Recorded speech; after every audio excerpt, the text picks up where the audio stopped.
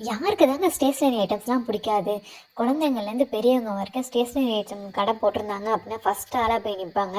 எங்க ஊர் மக்தம் மதர்சா ஆண்டு விழா அப்போ கொஞ்சம் கடை போட்டிருந்தாங்க. நெறைய கடைலாம் இல்ல. ஒரு 4 கடை தான் அனுப்பிச்சிண்டு. ஸ்டேஷ்னரிக்காக ஒரு கடையும், மசாலா ஜாமானுக்காக ஒரு கடையும், ஆக்சஸரிக்காக ஒரு கடை, அப்புறம் ஷாலுக்காக புர்கா ஷால், நைட்டி ஷாலுக்காக ஒரு கடை. இதில பசங்க ஏதாவது ஒண்ணு வாங்கி தா, என்ன வாங்குறது அப்படின்னு பார்க்காத கடையுமே ஏதாவது ஒண்ணு வாங்கி தா அப்படின்னு கேட்குறாங்க. இதில புதுசா இருந்தது அப்படின்னு பார்த்தா, அங்க 3D ஸ்கேல்ன்னு சொல்லிட்டு ஒண்ணு புதுசா இருந்துச்சு. அது ஒண்ணு வாங்கிட்டு, அப்புறம் ஏபிசி மால்ட் வந்து 100 கிராம் வந்து ரூ. 150 ரேட் போட்டிருந்துச்சு.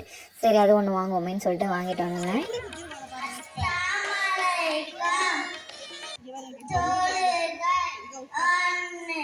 நாள்தோறும் 5 வேளை தொழுக வேண்டும் என்ற தொழுகைகளை அதற்கு நிறைவேற்ற வேண்டும்.